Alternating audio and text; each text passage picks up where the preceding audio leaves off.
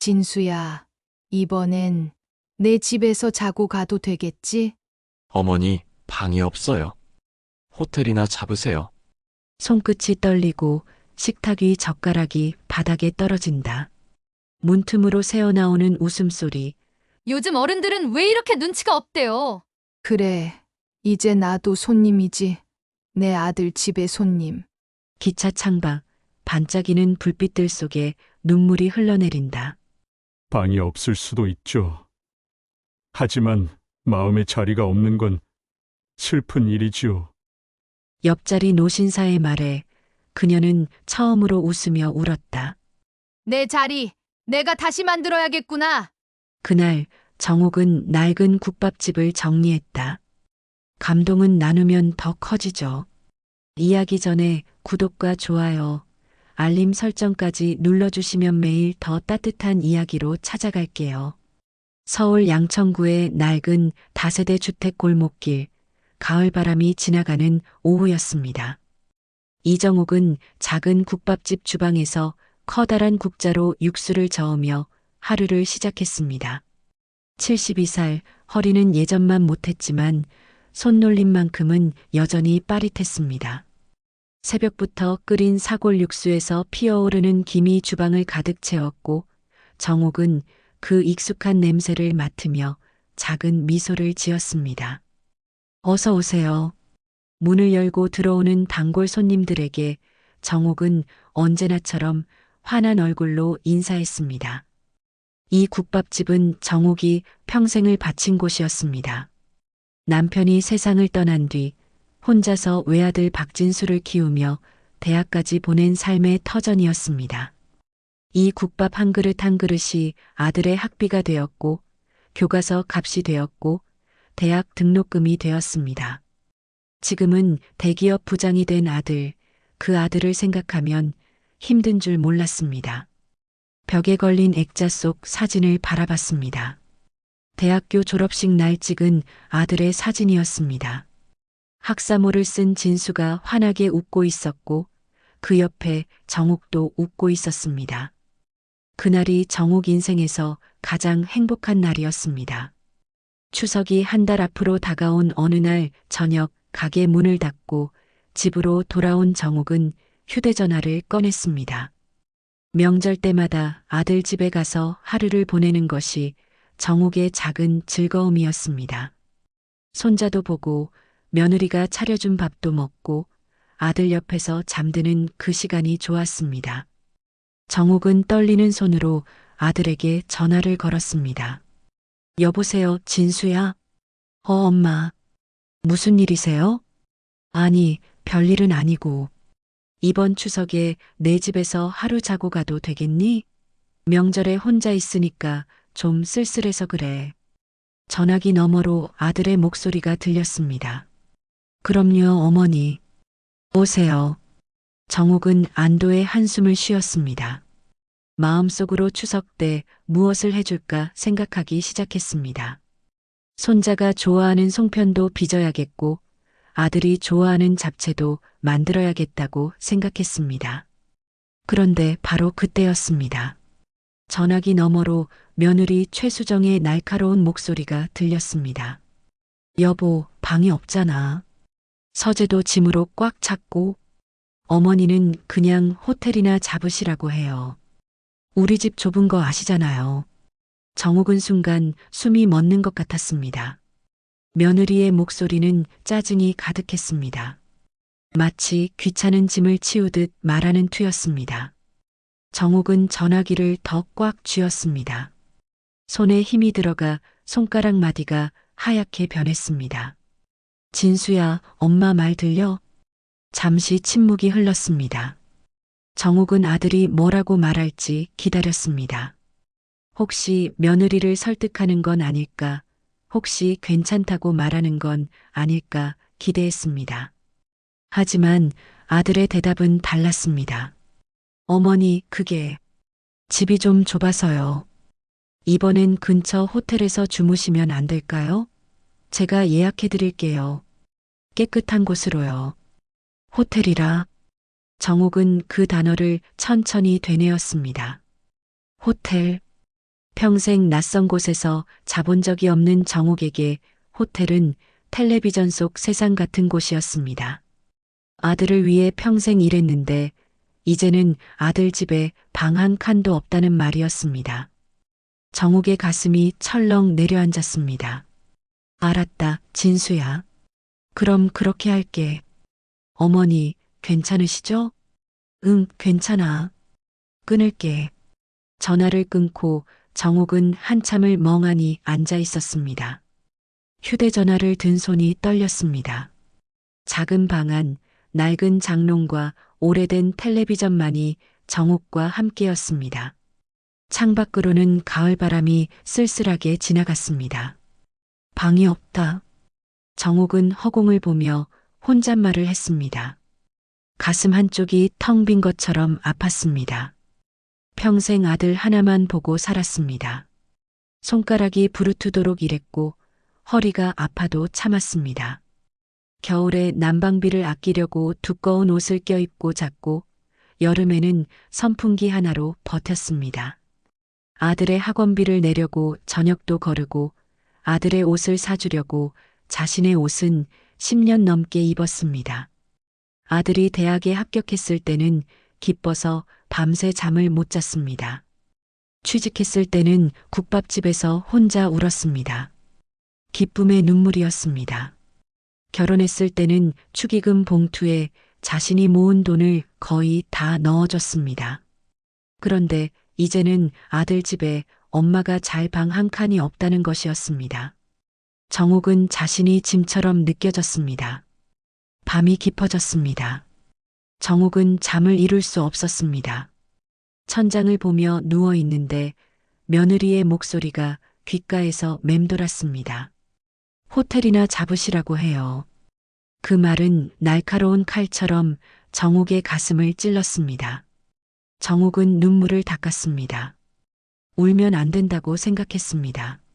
아들이 잘 되었으니 그것으로 됐다고 스스로를 달랬습니다. 하지만 눈물은 계속 흘러내렸습니다. 베갯니지 젖었습니다. 정옥은 이불을 끌어안고 소리 없이 울었습니다. 평생 강하게 살아온 정옥이었지만 이 밤만큼은 무너져 내렸습니다. 다음 날 아침 정옥은 평소처럼 새벽 4시에 일어났습니다. 잠을 거의 못 잤지만 일은 해야 했습니다. 국밥집으로 가서 육수를 끓이고 재료를 준비했습니다.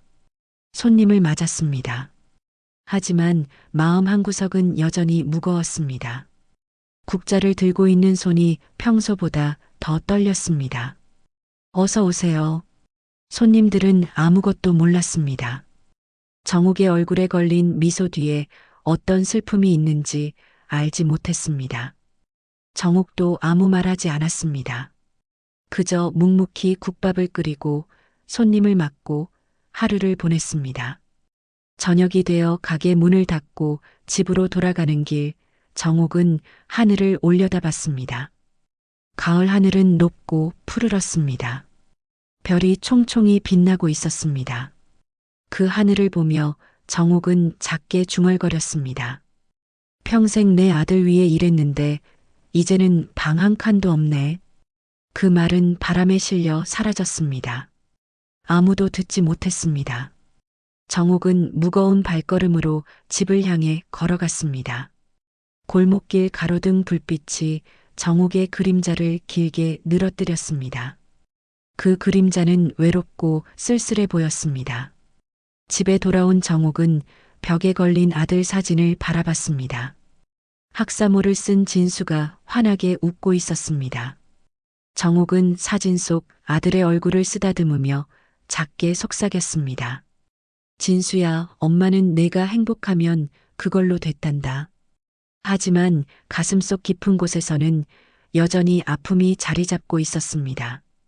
정옥은 그날 밤도 눈물을 흘리며 잠들었습니다. 며칠이 흘렀지만 정옥의 마음은 여전히 무거웠습니다. 국밥집 일은 계속됐지만 손님들을 대할 때마다 억지로 미소를 지어야 했습니다. 밤마다 잠들기 전이면 며느리의 목소리가 떠올랐습니다. 호텔이나 잡으시라고 해요. 그 말은 정욱의 가슴에 깊은 상처로 남았습니다. 추석이 이틀 앞으로 다가온 날, 정욱은 결심했습니다. 아들 말대로 고향으로 내려가기로 한 것입니다. 혼자서라도 명절을 보내는 게 낫겠다고 생각했습니다. 아들에게 부담 주고 싶지 않았고 며느리의 얼굴을 보는 것도 두려웠습니다. 기차역으로 가는 지하철 안에서 정욱은 작은 보따리를 무릎 위에 올려놓고 창밖을 바라봤습니다. 사람들은 모두 가족을 만나러 가는 표정이었습니다. 행복해 보였습니다. 정욱만 홀로 떨어진 것 같았습니다. 기차에 올랐습니다. 좌석을 찾아 앉으니 옆자리에 단정한 차림의 노신사가 앉아 있었습니다. 70 중반쯤 되어 보이는 남자였습니다. 김도현이라는 이름표가 달린 가방을 옆에 두고 있었습니다. 정욱은 인사를 건넸습니다. 안녕하세요. 아, 안녕하십니까. 김도현은 부드러운 미소로 화답했습니다. 기차가 출발하고 얼마 지나지 않아 김도현이 조심스럽게 말을 건넸습니다. 명절에 고향 가시나 봅니다. 네, 그렇습니다. 가족들이 기다리시겠어요. 정욱은 잠시 말문이 막혔습니다. 가족이라고 할 것도 없었습니다. 아들은 자신을 원하지 않았고 고향에는 빈집만 남아 있었습니다. 정욱은 쓸쓸하게 웃으며 대답했습니다. 아니요, 혼자 갑니다. 혼자요? 김도연의 눈빛에 연민이 스쳤습니다. 정욱은 고개를 끄덕였습니다. 아들 집에 방이 없다고 하더라고요. 그래서 차라리 혼자 고향에 다녀오려고요. 정욱은 왜 이 낯선 사람에게 이런 이야기를 하는지 알 수 없었습니다. 하지만 마음속에 쌓인 이야기를 꺼내고 싶었습니다. 누구에게라도 말하고 싶었습니다. 김도연은 잠시 침묵했습니다. 그리고 천천히 입을 열었습니다. 방이 없을 수도 있지요. 요즘 젊은 사람들 살기 바쁘니까요. 정욱은 고개를 끄덕였습니다. 김도연의 말에 위로를 받는 것 같았습니다. 하지만 김도연은 이어서 말했습니다. 하지만 방이 없는 것과 마음의 자리가 없는 건 다른 문제입니다. 방은 좁을 수 있어도 마음의 자리는 만들 수 있는 거니까요. 그 말이 정욱의 가슴을 찔렀습니다. 마음의 자리. 정욱은 아들 마음속에 자신의 자리가 있는지 궁금했습니다. 며느리 마음속에는 분명 없을 것 같았습니다. 아들은 어떨까요? 정욱은 눈시울이 뜨거워지는 것을 느꼈습니다. 기차가 터널을 지나갔습니다. 창밖이 순식간에 어두워졌습니다. 터널 안의 어둠 속에서 정욱은 눈물을 흘렸습니다. 옆자리의 김도연은 아무 말 없이 정욱을 바라봤습니다. 그의 눈빛에는 깊은 이해와 연민이 담겨 있었습니다. 터널을 빠져나오자 다시 햇빛이 들어왔습니다. 정욱은 서둘러 눈물을 닦았습니다. 김도연은 조용히 손수건을 건넸습니다. 괜찮으시면 쓰세요. 고맙습니다. 정욱은 손수건으로 눈물을 닦았습니다. 김도연은 창밖을 바라보며 말했습니다. 저도 비슷한 경험이 있습니다. 가족에게 자리를 잃는다는 게 얼마나 외로운 일인지 알아요. 그러셨어요? 네, 오래전 일이지만요. 그때는 정말 힘들었습니다. 하지만 시간이 지나고 보니 그게 제 인생의 전환점이 되더군요. 정욱은 김도연의 말에 귀를 기울였습니다. 김도연은 계속 말을 이었습니다. 사람은 누구나 자기 자리를 찾아야 합니다. 남이 만들어준 자리가 아니라 스스로 만드는 자리 말입니다. 어머님도 분명 그런 자리를 찾으실 겁니다. 제 나이에 무슨 자리를 찾겠어요. 이제 70이 넘었는걸요. 나이는 숫자일 뿐입니다. 중요한 건 마음이지요. 김도연의 말은 따뜻했습니다. 정욱은 오랜만에 위로를 받는 기분이었습니다. 두 사람은 그렇게 이야기를 나누며 시간을 보냈습니다. 김도연은 사업을 했다고 했습니다. 호텔을 운영한다고 했습니다. 정욱은 국밥집을 한다고 말했습니다. 국밥집이요? 손님 대접하는 일이시네요. 네, 평생 그 일만 했습니다. 그럼 사람 마음을 아시겠어요.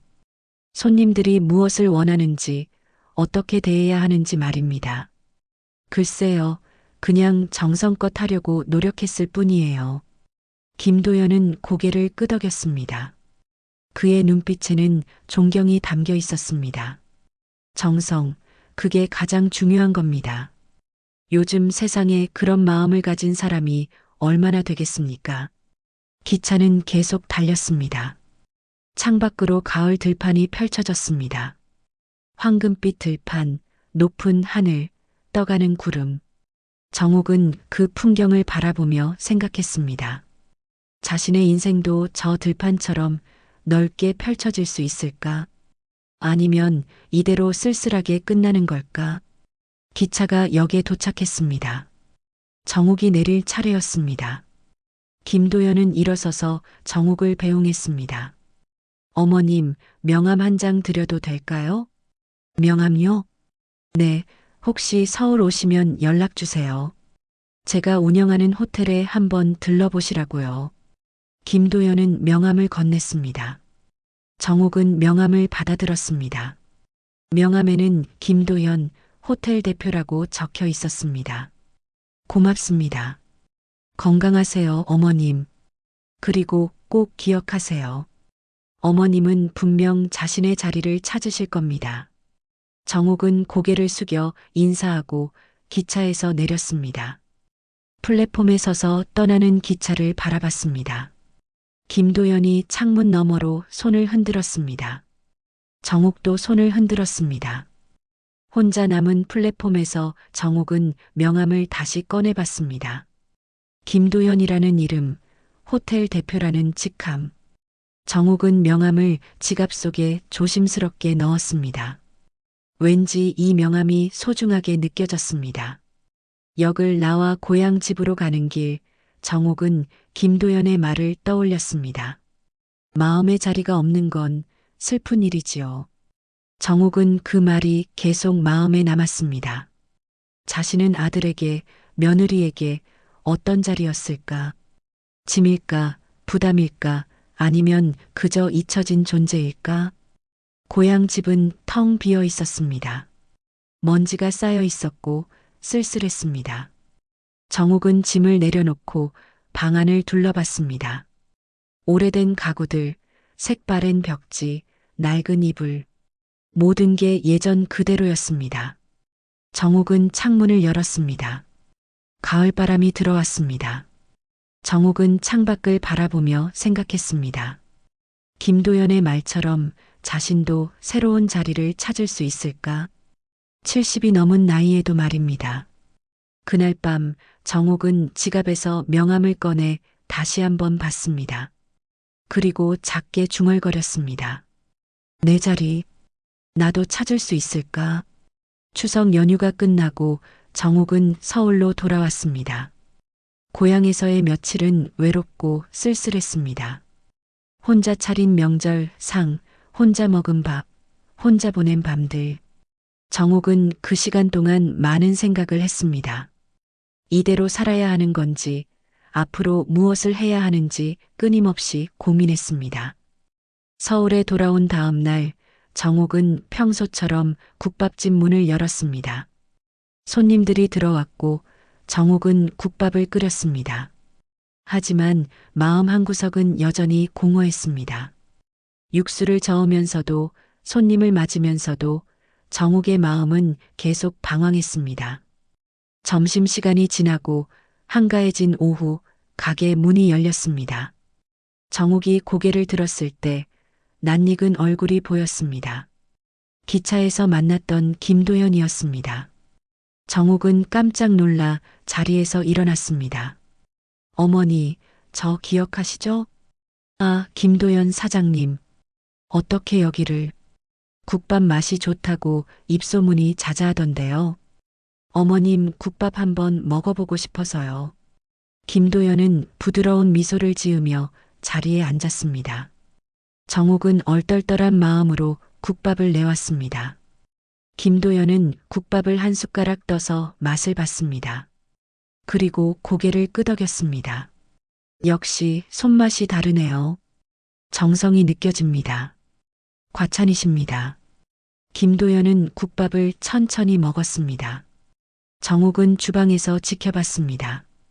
김도연의 표정은 진지했습니다. 마치 무언가를 확인하듯 신중하게 먹는 모습이었습니다. 국밥을 다 먹은 김도연은 정욱을 불렀습니다. 어머니, 잠깐 앉으시죠. 말씀드릴 게 있습니다. 정욱은 김도연 앞에 앉았습니다. 무슨 말을 할지 궁금했습니다. 김도연은 잠시 망설이다가 입을 열었습니다. 어머님 같은 분이 필요합니다. 네, 무슨 말씀이신지. 제가 운영하는 호텔이 하나 있습니다. 서울 외곽에 있는 오래된 호텔인데 요즘 경영이 어렵습니다. 손님도 줄고 직원들도 의욕이 없어요. 정욱은 조용히 듣고 있었습니다. 김도연은 계속 말을 이었습니다. 그 호텔에 식당이 있습니다. 하지만 음식에 정성이 없어요. 손님들이 느끼는 거죠. 그래서 더 안 오는 겁니다. 어머님처럼 정성으로 음식을 만들 분이 필요합니다. 제가요? 정욱은 믿을 수 없다는 표정을 지었습니다. 70이 넘은 자신에게 새로운 일을 맡긴다는 게 이해되지 않았습니다. 네, 어머님께서 그 식당을 맡아주셨으면 합니다. 물론 급여도 드리고 숙소도 제공하겠습니다. 정욱은 잠시 말문이 막혔습니다. 급여, 숙소, 그런 것들보다 더 중요한 게 있었습니다. 바로 자신을 필요로 한다는 것, 자신의 자리가 있다는 것이었습니다. 하지만 두려움도 컸습니다. 사장님, 저는 평생 국밥집만 했습니다. 호텔 같은 곳에서 일해본 적이 없어요. 제가 할 수 있을까요? 김도연은 정욱의 손을 가만히 잡았습니다. 어머님은 할 수 있습니다. 평생 손님을 대접해 오신 분 아닙니까? 그 마음, 그 정성이면 충분합니다. 정욱은 김도연의 눈을 바라봤습니다. 진심이 담긴 눈빛이었습니다. 정욱은 기차 안에서 김도연이 했던 말을 떠올렸습니다. 어머님은 분명 자신의 자리를 찾으실 겁니다. 지금 김도연은 정욱에게 그 자리를 제안하고 있었습니다. 생각할 시간을 주시겠습니까? 물론입니다. 천천히 생각하세요. 김도연은 자리에서 일어났습니다. 계산을 하고 나가려는데 정욱이 불렀습니다. 사장님, 한 가지만 여쭤봐도 될까요? 네, 말씀하세요. 왜 저를 선택하신 겁니까? 더 젊고 능력 있는 사람들이 많을 텐데요. 김도연은 잠시 생각하다가 대답했습니다. 기차 안에서 어머님을 봤을 때 느꼈습니다. 이분은 진짜 마음을 아는 분이라고요. 상처를 받아본 사람만이 다른 사람의 마음을 진심으로 어루만질 수 있습니다. 그게 제가 어머님을 선택한 이유입니다. 김도연은 가게를 나갔습니다. 정욱은 그 자리에 한참 서 있었습니다. 김도연의 말이 가슴에 깊이 와 닿았습니다. 상처를 받아본 사람만이 다른 사람의 마음을 어루만질 수 있다. 정욱은 분명 상처를 받았습니다. 아들에게, 며느리에게 받은 상처가 아직도 아팠습니다. 그날 밤 정욱은 잠을 이룰 수 없었습니다. 김도연의 제안이 머릿속을 떠나지 않았습니다. 새로운 일을 시작한다는 것, 낯선 곳으로 간다는 것, 모든 게 두려웠습니다. 하지만 동시에 설레기도 했습니다. 누군가 자신을 필요로 한다는 것, 새로운 자리가 있다는 것이 마음을 흔들었습니다. 며칠을 고민한 끝에 정욱은 결심했습니다. 김도연에게 전화를 걸었습니다. 사장님, 저 이정욱입니다. 아, 어머님. 결정하셨습니까? 네, 하겠습니다. 제가 할 수 있을지 모르겠지만 해보겠습니다.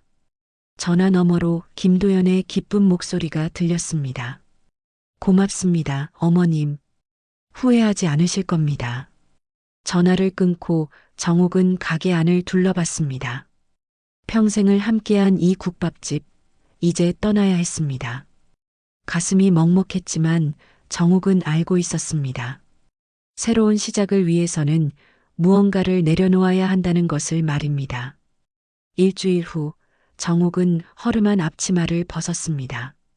그리고 김도연이 준비한 호텔 직원복을 입었습니다.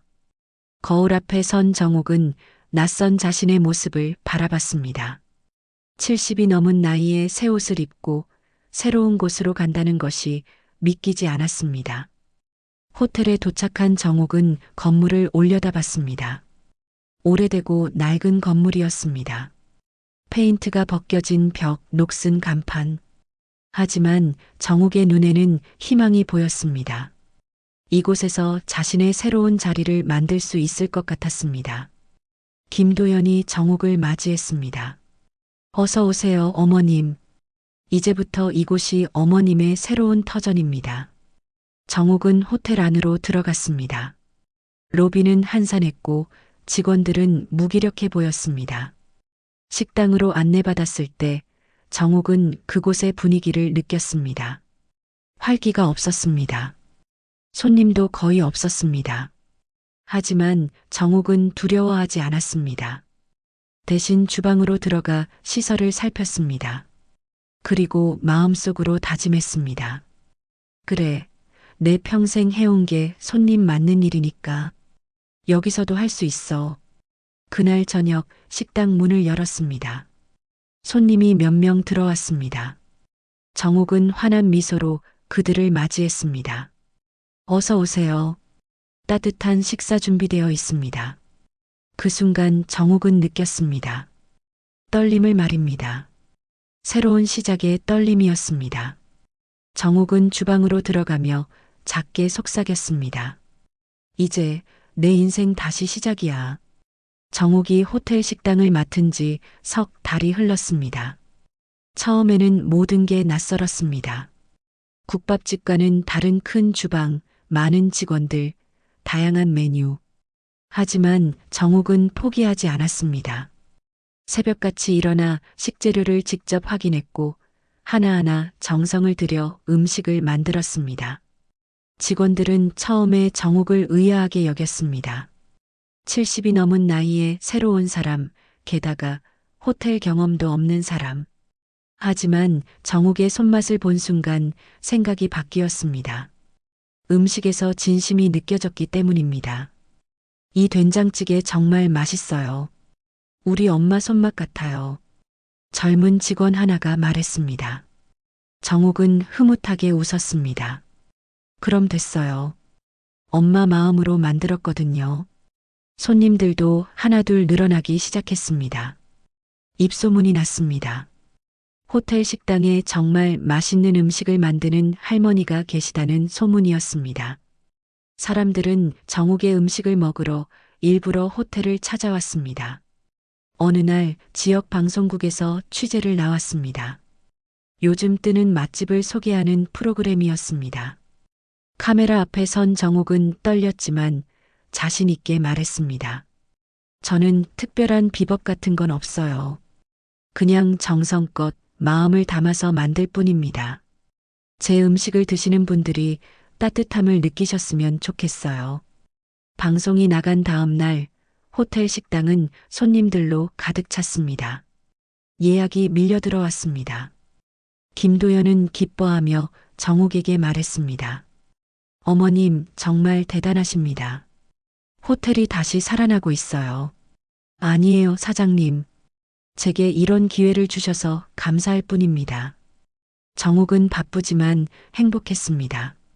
누군가에게 필요한 사람이 된다는 것, 자신의 자리가 있다는 것이 얼마나 소중한지 깨달았습니다.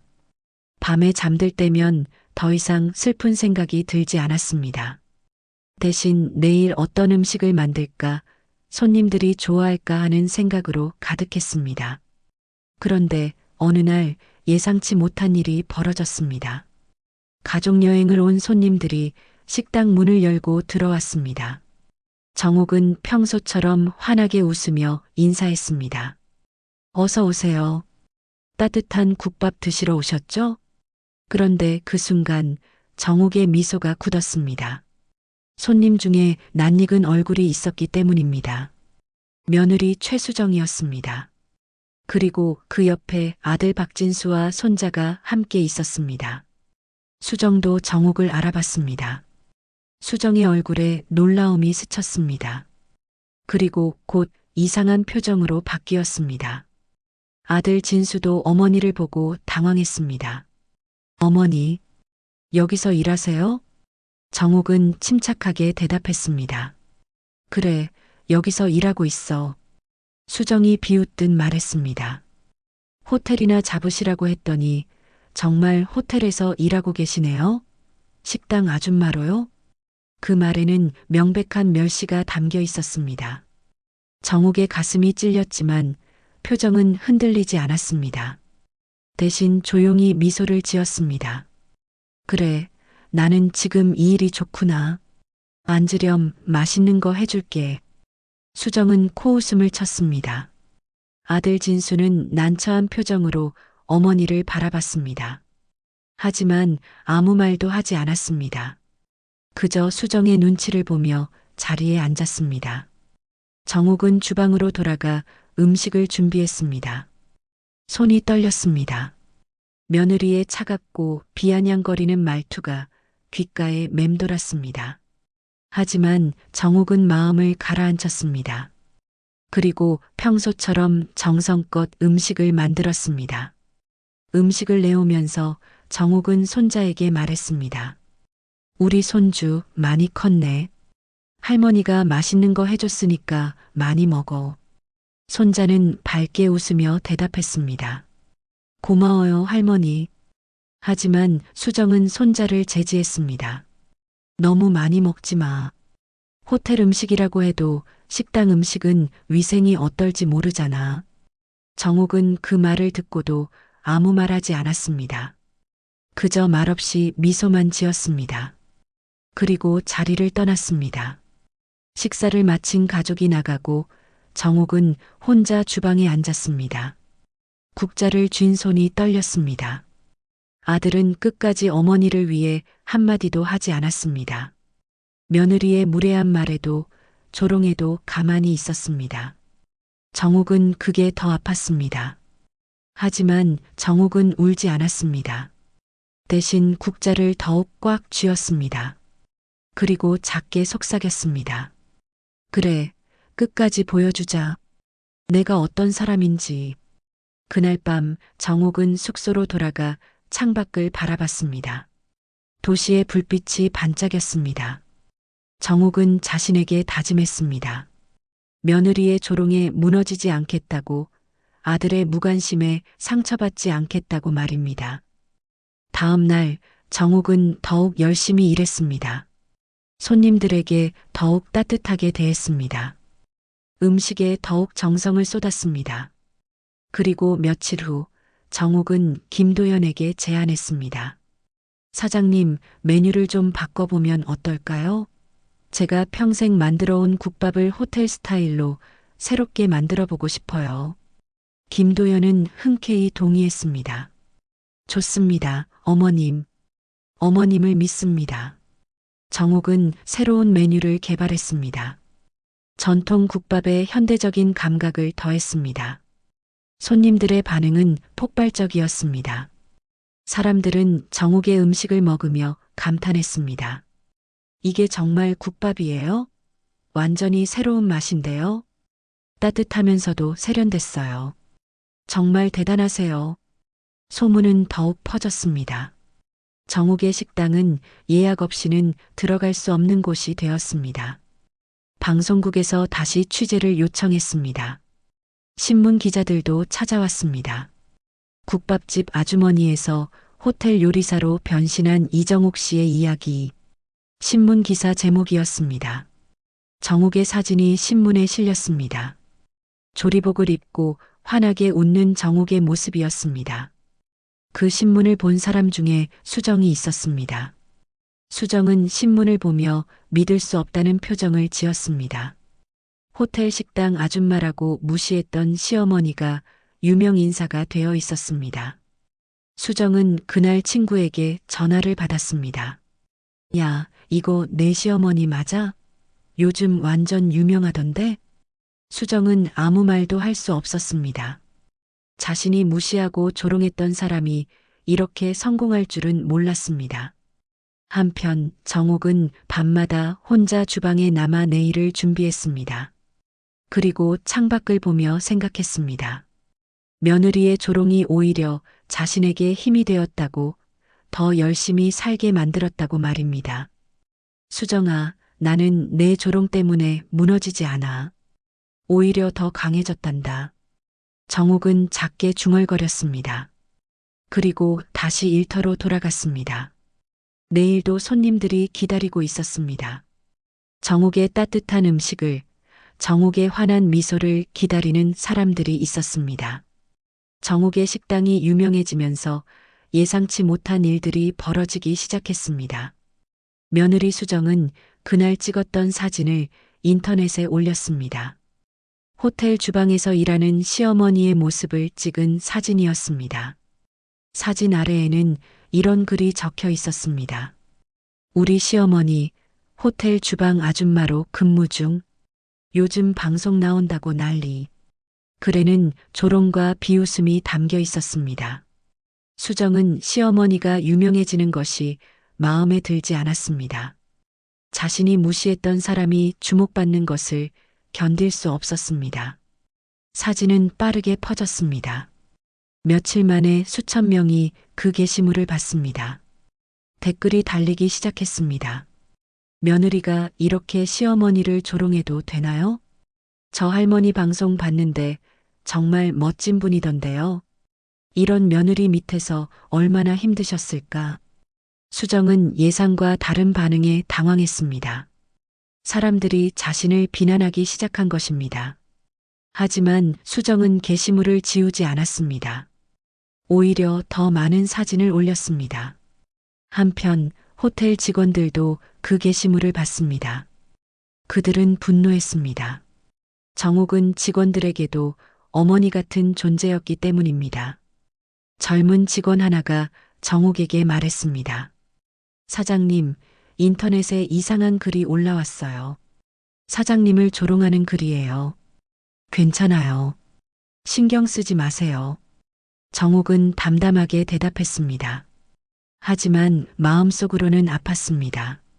며느리의 조롱이 이제는 온 세상 사람들에게 보이고 있었습니다. 더 큰 문제가 생겼습니다. 바로 그 무렵 김도연의 건강이 급격히 나빠졌습니다. 어느 날 아침 김도연은 호텔 로비에서 쓰러졌습니다. 급히 병원으로 옮겨졌고 의사는 심각한 표정으로 말했습니다. 급성 심장마비입니다. 상태가 좋지 않습니다. 정옥은 병원으로 달려갔습니다. 병실 문 앞에서 정옥은 떨리는 손으로 문을 열었습니다. 침대에 누운 김도연은 창백했습니다. 하지만 정옥을 보자 미소를 지었습니다. 어머님 오셨군요. 사장님 괜찮으세요? 괜찮습니다. 조금 피곤했을 뿐이에요. 하지만 김도연의 목소리는 약했습니다. 정옥은 김도연의 손을 잡았습니다. 김도연은 정옥을 바라보며 말했습니다. 어머님, 제가 부탁 하나만 드려도 될까요? 무슨 말씀이세요? 말씀하세요. 호텔을 잘 부탁드립니다. 제가 없어도 어머님이라면 잘하실 거라 믿습니다. 사장님, 무슨 그런 말씀을. 김도연은 고개를 저었습니다. 제 시간이 얼마 남지 않았어요. 의사가 말했습니다. 그래서 준비해 둔 게 있어요. 김도연은 침대 옆 서랍에서 봉투 하나를 꺼냈습니다. 그리고 정옥에게 건넸습니다. 이건 제 유언장입니다. 변호사에게 맡겨둔 사본이 있으니 때가 되면 공개될 겁니다. 사장님, 정옥은 눈물이 났습니다. 김도연은 자신에게 새로운 삶을 준 사람이었습니다. 자리를 잃었던 정옥에게 다시 자리를 만들어준 사람이었습니다. 울지 마세요, 어머님. 저는 행복했습니다. 어머님을 만나서 어머님이 다시 일어서는 모습을 보면서 정말 행복했어요. 며칠 후 김도연은 세상을 떠났습니다. 장례식장에는 많은 사람들이 찾아왔습니다. 호텔 직원들, 사업 파트너들, 지인들. 그들은 모두 김도연의 죽음을 애도했습니다. 정옥은 빈소 앞에서 오래도록 서 있었습니다. 눈물이 멈추지 않았습니다. 김도연의 영정 사진을 보며 정옥은 속삭였습니다. 사장님 고마웠습니다. 저에게 새로운 삶을 주셔서 정말 고마웠어요. 장례식이 끝난 후 변호사가 유족들과 관계자들을 모았습니다. 유언장을 공개하는 자리였습니다. 호텔 임원들도 모였습니다. 그들은 궁금했습니다. 김도연이 호텔을 누구에게 맡겼을지 말입니다. 변호사가 유언장을 읽기 시작했습니다. 본인 김도연은 건강한 정신으로 다음과 같이 유언합니다. 본인이 운영하던 호텔의 정권을 이정옥 여사에게 위임합니다. 순간 회의실이 술렁였습니다. 임원들은 믿을 수 없다는 표정을 지었습니다. 정옥도 놀랐습니다. 자신에게 호텔을 맡긴다는 것이 믿기지 않았습니다. 이게 무슨 말입니까? 그분은 그냥 식당 관리자 아닙니까? 임원 중 하나가 항의했습니다. 하지만 변호사는 계속해서 유언장을 읽었습니다. 이정옥 여사는 진심으로 사람을 대하는 분입니다. 호텔 경영은 결국 사람을 대하는 일입니다. 그분이라면 이 호텔을 잘 이끌 것이라 믿습니다. 변호사는 정옥을 보며 봉투 하나를 더 꺼냈습니다. 그리고 이정옥 여사께 개인적으로 전하는 편지가 있습니다. 정옥은 떨리는 손으로 편지를 받았습니다. 나중에 혼자 읽겠다고 말하고 회의실을 나왔습니다. 호텔 복도를 걷던 정옥은 회장실로 들어갔습니다. 김도연이 사용하던 방이었습니다. 정옥은 책상에 앉아 편지를 열었습니다. 김도연의 글씨가 보였습니다. 어머님께 제가 이 편지를 쓰는 지금 어머님은 아마 많이 놀라셨을 겁니다. 왜 저는 어머님께 호텔을 맡겼을까요? 그건 오래전 일 때문입니다. 정옥은 계속해서 편지를 읽었습니다. 30년 전 저는 사업에 실패하고 거리를 헤매고 있었습니다. 그때 어머님의 국밥집에 들어갔습니다. 배고프다고 말하자 어머님은 무료로 국밥을 주셨습니다. 돈이 없어도 괜찮다고 배고플 때는 언제든 오라고 하셨죠. 정옥은 기억을 더듬었습니다. 30년 전 국밥집을 시작한 지 얼마 안 됐을 때였습니다. 가끔 배고픈 사람들에게 무료로 국밥을 주곤 했습니다.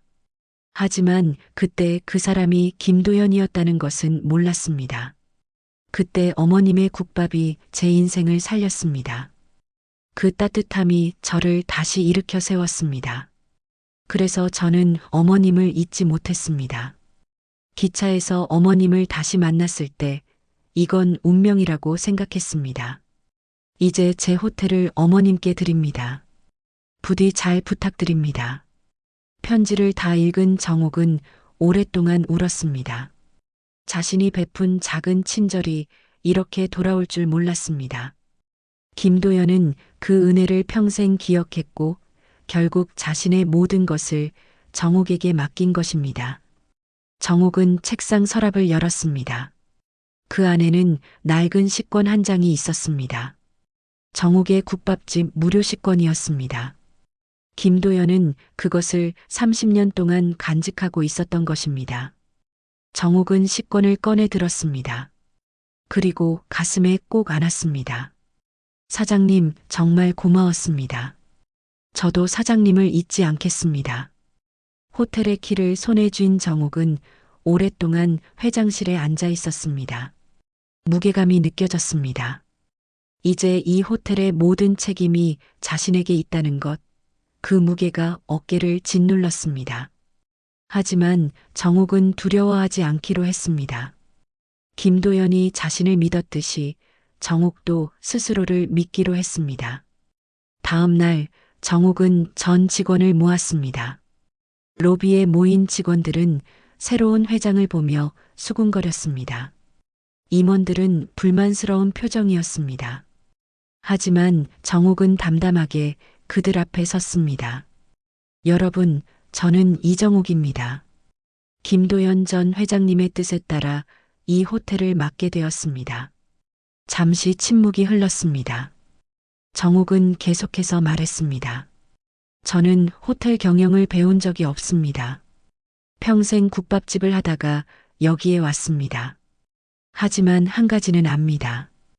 호텔도 결국 사람을 대하는 일이라는 것을요. 정옥은 직원들을 하나하나 바라봤습니다. 제가 국밥집에서 배운 건 정성입니다. 손님 한 분 한 분을 소중히 대하는 마음입니다. 그 마음으로 이 호텔을 운영하고 싶습니다. 여러분도 저와 함께 해주시겠습니까? 젊은 직원들은 박수를 쳤습니다. 하지만 임원들은 여전히 못마땅한 표정이었습니다. 회의가 끝난 후 임원 중 하나가 정옥에게 다가왔습니다. 회장님, 죄송하지만 현실을 아셔야 합니다. 호텔 경영은 정성만으로 되는 게 아닙니다. 재무, 마케팅, 인사관리, 모든 게 복잡합니다. 알고 있습니다. 그래서 여러분이 필요합니다. 제가 모르는 부분은 여러분께 배우겠습니다. 하지만 호텔의 방향은 제가 정하겠습니다. 정옥의 목소리는 단호했습니다. 임원은 더 이상 말하지 않고 돌아섰습니다. 정옥은 호텔의 노후된 시설부터 손보기 시작했습니다. 직접 현장을 돌아다니며 문제점을 찾았습니다. 깨진 타일, 녹슨 수도꼭지, 낡은 침구. 하나하나 체크하고 교체했습니다. 손님들이 편안하게 쉴 수 있어야 합니다. 집처럼 따뜻한 곳이어야 해요. 정옥은 직원들에게 말했습니다. 그리고 식당도 새롭게 단장했습니다. 인테리어를 바꾸고 메뉴를 정리했습니다. 정옥이 직접 개발한 음식들을 중심으로 메뉴를 구성했습니다. 어머니의 손맛. 식당의 새 이름이었습니다. 정옥은 이 이름에 자신의 모든 마음을 담았습니다. 손님들이 따뜻함을 느끼길 바라는 마음이었습니다. 개선 작업이 진행되는 동안 정옥은 매일 밤 늦게까지 일했습니다. 회장실에서 서류를 검토하고 주방에서 새 메뉴를 개발하고 객실을 직접 점검했습니다. 70이 넘은 나이에 쉽지 않은 일이었지만 정옥은 포기하지 않았습니다. 어느 날 밤 정옥은 로비를 혼자 걷고 있었습니다. 조용한 로비, 은은한 조명. 정옥은 소파에 앉아 잠시 쉬었습니다. 그때 청소부 아주머니가 다가왔습니다. 회장님, 아직 안 주무세요? 네, 조금 있다 들어갈게요. 청소부 아주머니는 정옥 옆에 앉았습니다. 회장님, 저희 같은 사람들한테까지 신경 써주셔서 고마워요. 전 회장님은 저희를 한 번도 쳐다보지도 않으셨거든요. 모료, 당연한 일이에요. 여러분이 있어야 호텔이 돌아가는 거잖아요. 청소부 아주머니는 눈시울을 붉혔습니다. 정말 고마워요, 회장님. 회장님 같은 분을 만나서 다행이에요. 정옥은 아주머니의 손을 잡았습니다. 그 손은 거칠었습니다. 오랜 세월 일한 손이었습니다. 정옥의 손도 거칠었습니다. 두 사람은 서로를 이해하는 눈빛을 나눴습니다. 한편 수정은 뉴스를 보고 있었습니다. 갑자기 화면에 익숙한 얼굴이 나타났습니다. 시어머니 정옥이었습니다. 국밥집 아주머니에서 호텔 회장이 된 이정옥 씨. 고객 중심의 경영으로 새로운 출발을 알렸습니다. 화면에는 단정한 수트를 입은 정옥의 모습이 나왔습니다. 직원들과 이야기하는 모습, 손님들을 맞이하는 모습. 정옥은 자신감 있고 당당해 보였습니다. 수정은 손에 들고 있던 컵을 떨어뜨렸습니다. 컵이 깨지면서 바닥에 물이 쏟아졌습니다. 하지만 수정은 움직이지 못했습니다. 화면 속 시어머니가 믿기지 않았습니다. 여보, 이분 당신 어머니 아니야? 진수도 텔레비전을 봤습니다. 진수의 얼굴이 창백해졌습니다. 자신들이 무시했던 어머니가 호텔 회장이 되어 있었습니다. 저 호텔, 우리가 갔던 그 호텔 아니야? 수정이 떨리는 목소리로 말했습니다. 진수는 고개를 끄덕였습니다. 그렇습니다. 그들이 여행 갔을 때 머물렀던 바로 그 호텔이었습니다. 그때 그들은 시어머니를 식당 아줌마라고 조롱했습니다. 내가 뭔 짓을 한 거야? 수정은 무릎에 힘이 풀렸습니다. 자신이 인터넷에 올렸던 글들이 떠올랐습니다. 시어머니를 조롱하고 비웃었던 글들. 이제 그 글들은 자신에게 부메랑이 되어 돌아왔습니다. 며칠 후 수정은 친구들에게 연락을 받았습니다. 야, 뉴스 봤어? 내 시어머니 완전 대박이던데? 근데 너 그때 시어머니 욕했던 글 아직도 안 지웠어? 어떻게 나 완전 망했어. 시어머니가 호텔 회장이래. 친구들의 목소리에는 놀라움과 약간의 조롱이 섞여 있었습니다. 수정은 얼굴이 화끈거렸습니다. 창피했습니다. 자신이 그렇게 무시했던 시어머니가 성공한 것도 충격이었지만 더 큰 충격은 자신의 행동이 얼마나 잘못되었는지 깨달은 것이었습니다. 그날 밤 수정은 잠을 이룰 수 없었습니다. 시어머니의 얼굴이 계속 떠올랐습니다. 호텔에서 만났을 때 시어머니는 자신들을 조용히 맞이했습니다. 조롱을 당했는데도 화내지 않았습니다. 그저 미소만 지었습니다. 수정은 그 미소의 의미를 이제야 알 것 같았습니다. 나는 정말 사람도 아니었어. 수정은 이불을 뒤집어 쓰고 울었습니다. 진수도 옆에서 말이 없었습니다. 자신도 어머니를 지키지 못했다는 죄책감이 들었습니다. 아내의 무례함을 방관했던 자신이 부끄러웠습니다. 한편 정옥은 호텔 옥상에 올라가 도시의 야경을 바라봤습니다. 불빛들이 반짝였습니다.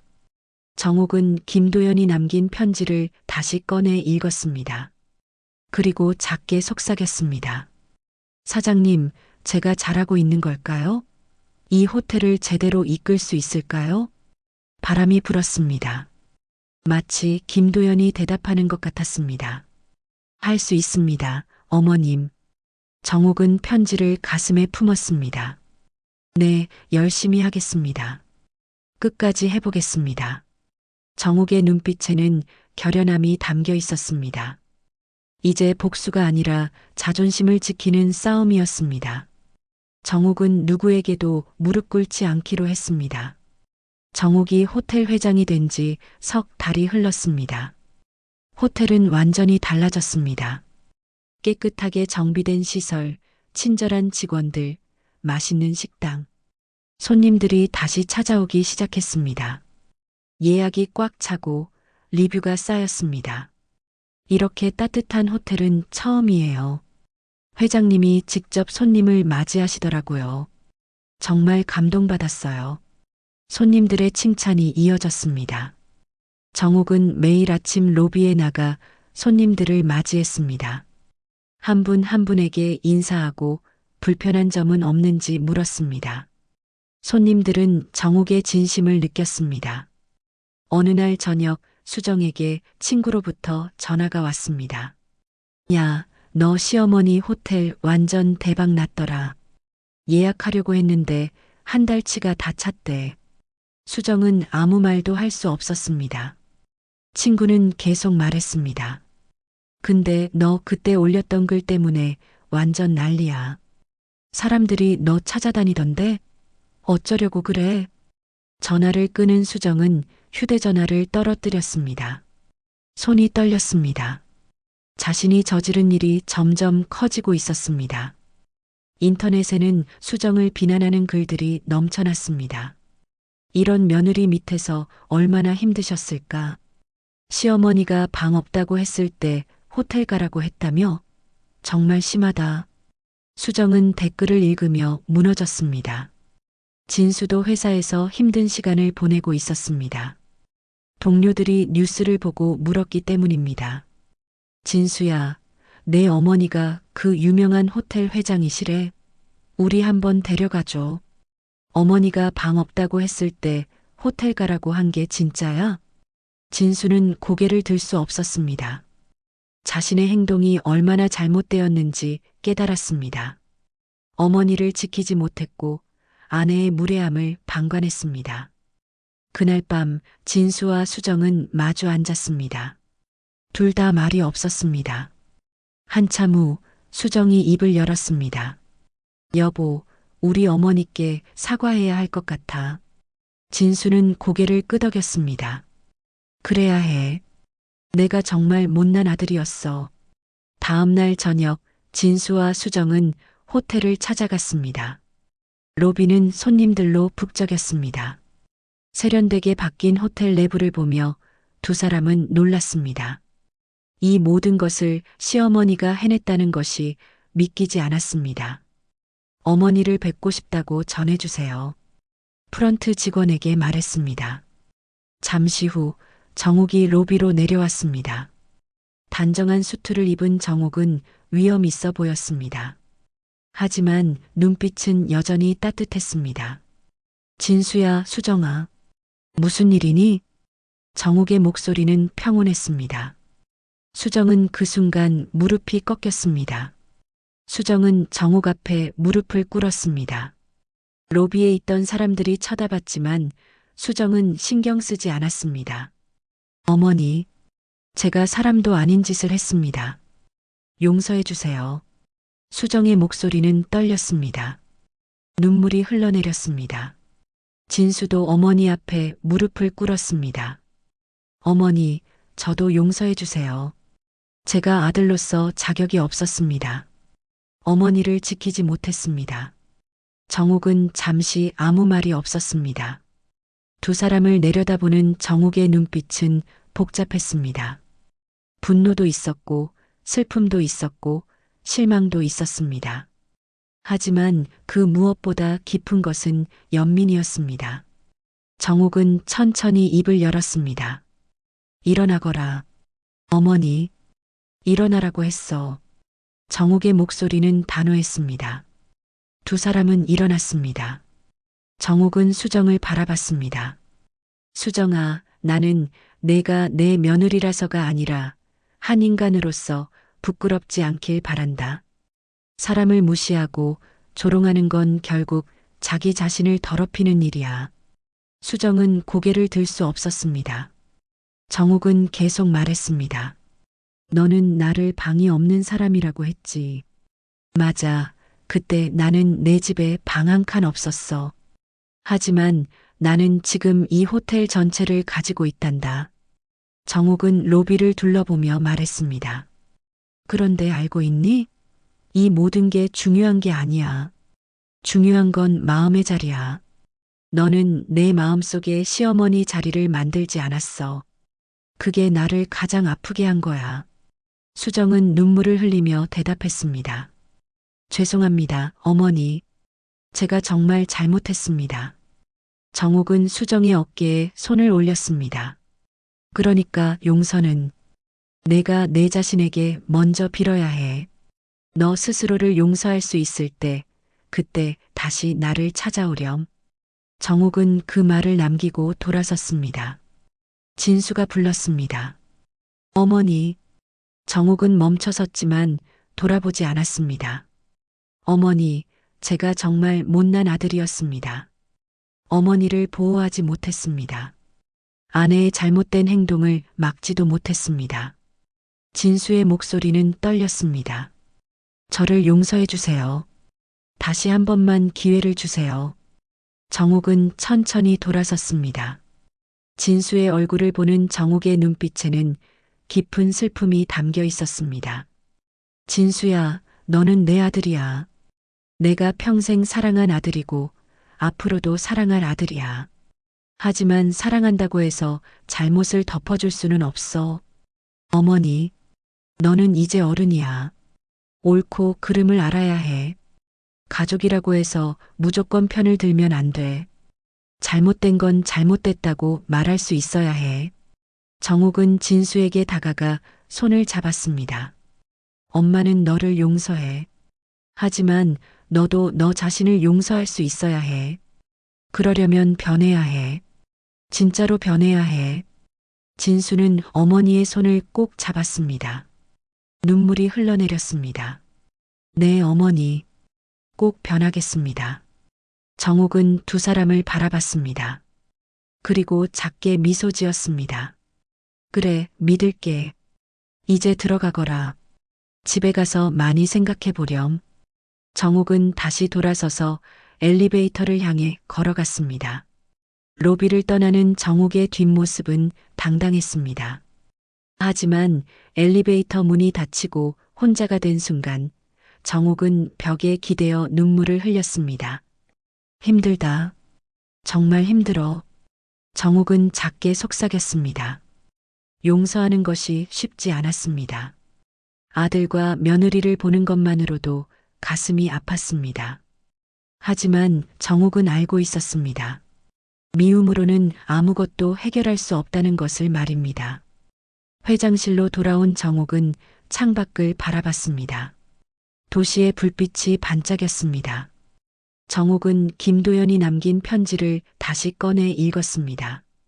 그리고 작게 중얼거렸습니다. 사장님, 제가 잘하고 있는 걸까요? 이게 맞는 걸까요? 바람이 창문을 흔들었습니다.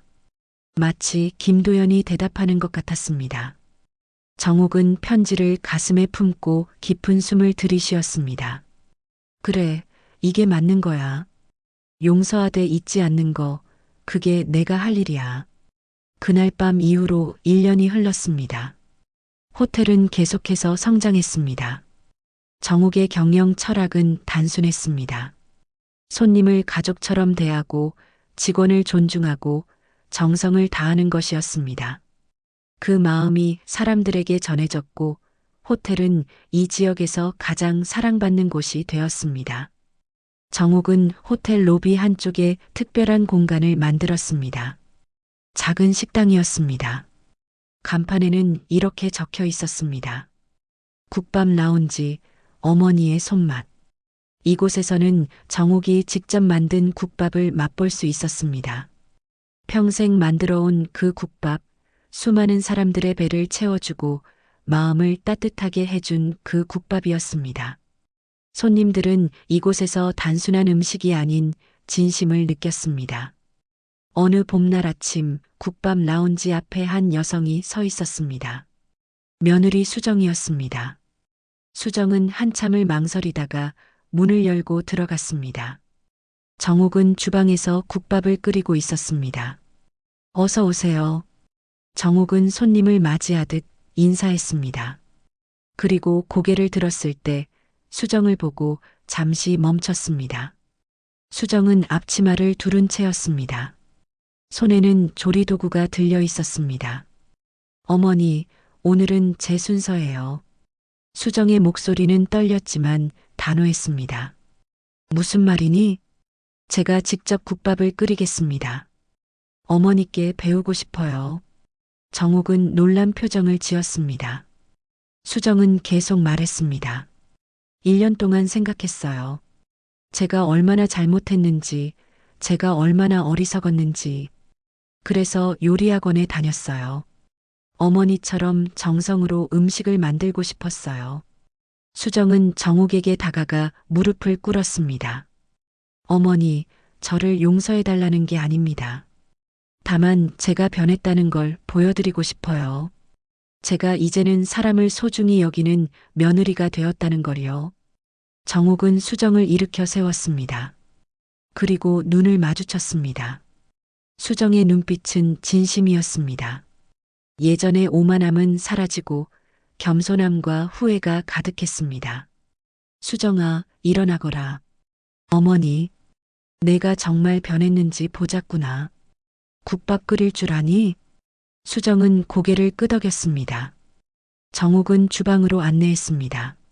수정은 앞치마를 제대로 메고 재료를 준비하기 시작했습니다. 정옥은 옆에서 지켜봤습니다. 수정의 손놀림은 서툴렀지만 정성이 느껴졌습니다. 하나하나 조심스럽게 다루는 모습, 육수를 끓이며 맛을 보는 모습.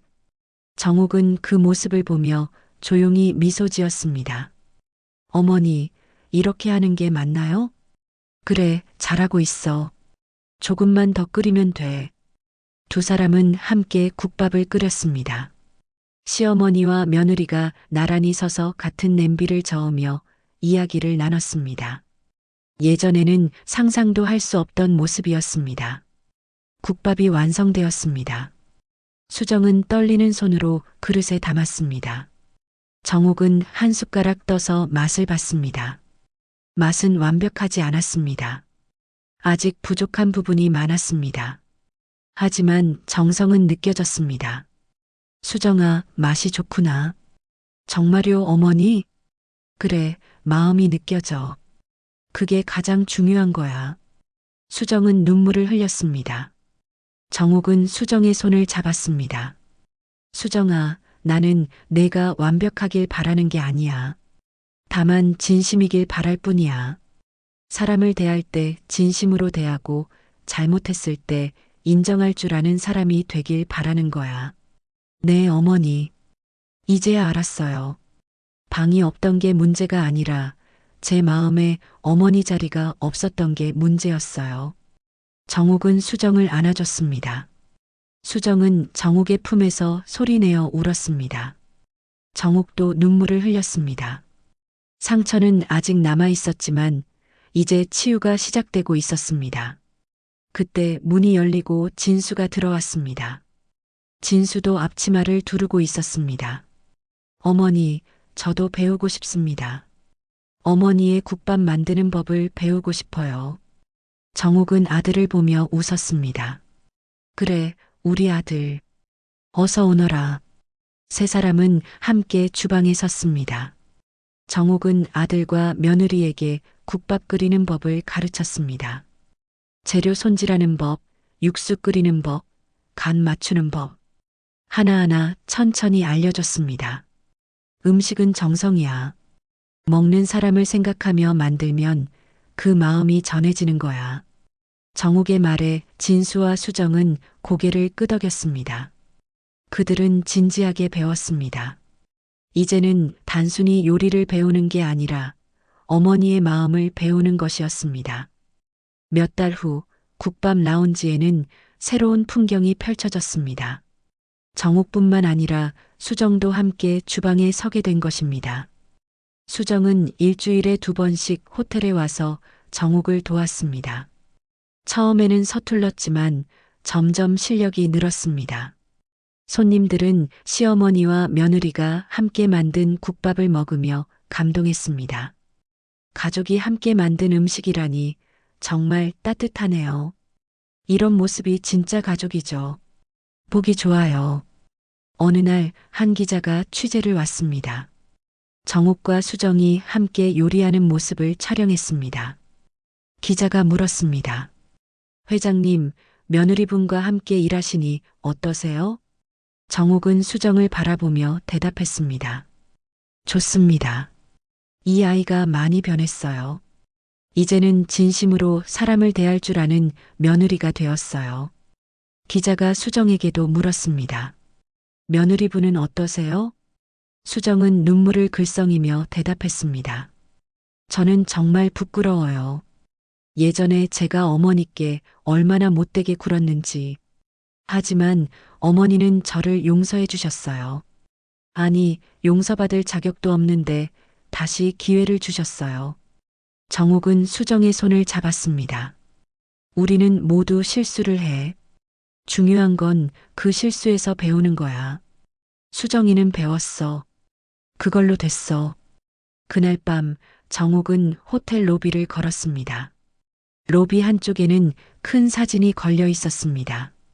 정옥의 사진이었습니다. 그 아래에는 이렇게 적혀 있었습니다. 호텔 회장 이정옥. 정옥은 사진을 보며 생각했습니다. 방 한 칸 없던 자신이 이제 이 호텔 전체를 책임지고 있다는 것이 여전히 믿기지 않았습니다. 하지만 이것은 현실이었습니다. 정옥은 창밖을 바라봤습니다. 도시의 불빛이 반짝였습니다. 그 불빛 너머 어딘가에 아들의 집이 있었습니다. 이제 그곳에도 정욱의 자리가 생겼습니다. 물리적인 방은 아니지만 마음의 자리가 만들어졌습니다. 정욱은 김도연이 남긴 편지를 마지막으로 한 번 더 읽었습니다. 그리고 작게 속삭였습니다. 사장님, 고마웠습니다. 저에게 다시 일어설 기회를 주셔서요. 이제 저도 다른 사람들에게 그런 기회를 주는 사람이 되겠습니다. 정욱은 편지를 가슴에 품었습니다. 그리고 다시 로비를 걸었습니다. 내일도 손님들이 올 것입니다. 정욱의 따뜻한 미소와 정성 어린 음식을 기다리는 사람들이 올 것입니다. 정욱은 국밥 라운지 간판을 올려다봤습니다. 어머니의 손맛이라는 글자가 빛났습니다. 정욱은 미소 지었습니다. 방이 없던 나에게 이제 세상은 자리를 내어줬어. 그리고 나도 다른 사람들에게 자리를 내어줄 거야. 정욱의 눈빛은 평온했습니다. 더 이상 슬픔도 분노도 원망도 없었습니다. 오직 감사와 희망만이 남아 있었습니다. 정욱은 내일을 향해 다시 걸어갔습니다. 새로운 하루를 맞이하기 위해서 말입니다. 당신의 하루에 작은 감동이 되었다면 구독과 좋아요로 함께 걸어주세요. 다음 이야기도 따뜻하게 준비해 두겠습니다.